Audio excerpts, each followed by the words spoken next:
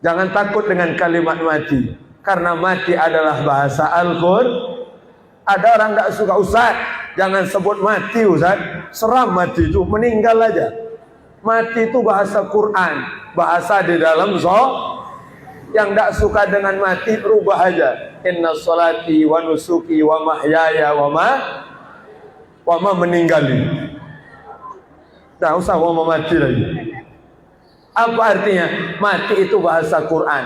Akan Allah kembalikan. Apa dalam tafsir Al-Baghawi, Imam Ibn Abbas, Abdullah bin Abbas radhiyallahu taala anhuma, yuktabu lahum, akan Allah catat pahala mereka saat mereka tua, saat mereka sakit, mithal ladzi kanu ya'maluna fi hali syabab was-sihah, seperti mereka saat sehat, saat muda, pahala itu tetap sempurna. Alhamdulillah. Maka mumpung masih muda, ayo berjuang. Mumpung masih muda, ayo semangat. Mumpung masih muda, ayo korbankan segalanya. Jangan khawatir, waktumu, usahamu, kerja kerasmu yang muda untuk menolong agama Allah, Allah pasti akan tolong hidup kita nantinya. Amin ya Rabbal. Pasti sukses, bahagia dunia akhirat. Itu bukan ustadz yang berbicara, tapi jamin dari Allah melalui lisan baginda Nabi besar Muhammad. Ayo terus kompak, ayo terus semangat, khusus kepada Formas. Masya Allah, formasi. Nah, formasi nak main bola bentar lagi. Masya Allah, jadi luar biasa, semangat terus. Jangan takut, jangan khawatir. Mumpung masih yang tua jangan kecil hati, Ustaz. Kamu sudah tak banyak bisa dilakukan, tak bisa banyak digerakkan. Yang penting istiqamah sampai wafat husnul. Bersyukur. Kita yang muda wajib menghormati yang tua. Yang tua harus menyayangi yang muda. Inilah kita. Yang tua ini bersyukur kita. Masih banyak ada di dalam masjid. Alhamdulillah. Laula syekhun ruka. Kalau bukan karena orang tua yang banyak duduk di masjid, rajin sholat, rajin majelis taklim, maka celaka kampung kita. Alhamdulillah nih, masih banyak orang tua. Bersyukur.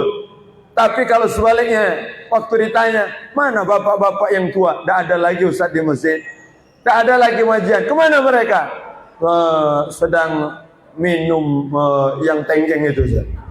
Na'udzubillah, lagi sedang melempar balak 12 Ustaz. Masya Allah, na'udzubillah. Jangan sampai, ini bersyukur nih. Kita akan mudah-mudahan yang tua-tua diberikan panjang umur, sehat, afiat. Mudah-mudahan terus membimbing kita. Amin ya Rabbal. Semua berjuang. Maka ini hikmah yang kedua, tahlil akbar mengajarkan kita tentang pahala yang bisa diberikan kepada orang sudah meninggal dunia adalah zikir. Pertama khatmul Quran, kedua yasin, yang ketiga zikir. Di dalamnya adalah tahlil. Afdalu zikir la ilaha. Yang ketiga, jam berapa ini nih? Jam 8. Rusak berarti jam ibu itu. Jam 8 ya. Masya. Jam 10 lewat 16. Masya Allah. Masih kuat tak ini? Ibu masih kuat tak ini? Jangan malu-malu, kalau dah kuat ngomong aja. Siap sampai jam 2. Tidak kuat. Yang duduk lagi dah kuat, apalagi yang tegak ini. Insya Allah dah sampai jam 2, bentar lagi ya. Ini hikmah, ini baru satu hikmah ya, tahlil. Masya Allah, belum pengajian, belum nyambut Ramadan, belum temanya, belum, masih panjang. Tema dari bawah ini. Masya Allah, dah sebentar aja lagi. Tenang ya, tahan-tahan. Masya Allah, yang ngantuk tidurlah. Masya Allah. Nah, jadi hikmah pertama. Yang kedua, kita menyambut bulan suci, menyambut Ramadan. Datang seorang murid kepada gurunya, ya Syekh, ya, limadza tansahani bistiqbali mawasimu ta'at.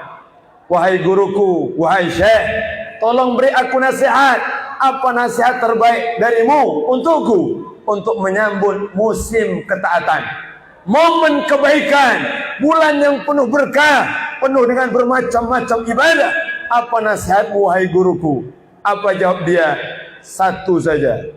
Untuk menyambut bulan yang penuh berkah, syahrul mubarak, syahrul azim, syahrul bulan yang penuh berkah.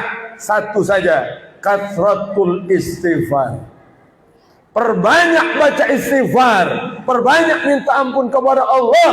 Kenapa? Li'anna dzunubul abd, karena dosa seorang hamba tahrumu taufik, bisa menghalangi dia untuk melakukan taat ibadah. Apa sebab kita malas? Apa sebab kita sungkan? Apa sebab kita lemah? Apa sebab kita letih? Apa sebab kita lunglai? Apa sebab kita tidak kuat ibadah?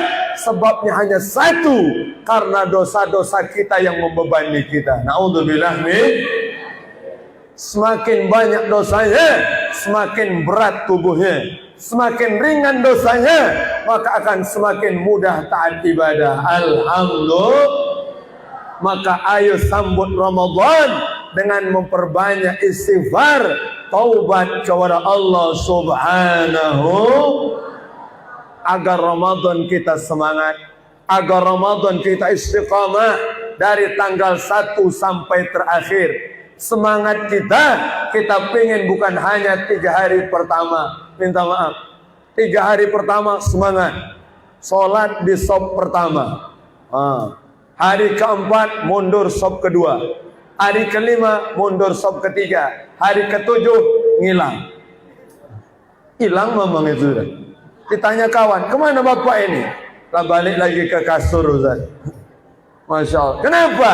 Karena baru memulai saat bulan suci. Kita harus memulai dengan banyak istighfar, memperbanyak taubat. Inilah bekal terbaik menyambut bulan suci. Bersihkan dari dosa. Yang kedua, bersihkan dari penyakit dalam hati kita. Yang benci, yang ada hasad, yang ada iri, yang ada sombong, yang ada dengki, yang ada keburukan, yang ada sum'ah, yang ada riya, bersihkan semua. Jangan sampai menyambut Ramadan dengan hati yang kotor. Kenapa? Rahmat Allah, ampunan Allah, pembebasan api nerakanya Allah, hanya Allah tuangkan, Allah berikan kepada mereka yang bersih hatinya. Anugerah Allah akan Allah berikan kepada orang yang tidak ada keburukan. Seperti kita, kalau ada cangkir, mau kita tuang air, pastikan cangkir itu bersih. Betul? Bersihkan dulu. Kalau ada kotorannya, kalau ada najisnya, kalau ada sabunnya, maka dituang air zam-zam pun tidak akan bermanfaat airnya. Betul? Dituang air tapi dalamnya ada kotoran cicak, kita kira ibu mau tak minumnya? Kenapa tak mau? Kan air zam-zam kotor, karena ada kotoran. Begitupun hati kita, kalau ada kotoran dalam hatinya, kebaikan apapun tidak akan memberikan pengaruh dalam diri kita, karena hati kita sedang kotor. Na'udzubillah min. Bersihkan. Yang ada penyakit hati dengan tetangga, maafkan dia. Lupakan kesalahannya, minta maaf. Nih, momen kita kumpul bersama, minta maaf. Bapak, minta maaf. Ibu, saya minta maaf. Mungkin saya pernah menghina ibu di belakang. Mungkin saya pernah mencaci ibu di belakang. Minta maaf. Jangan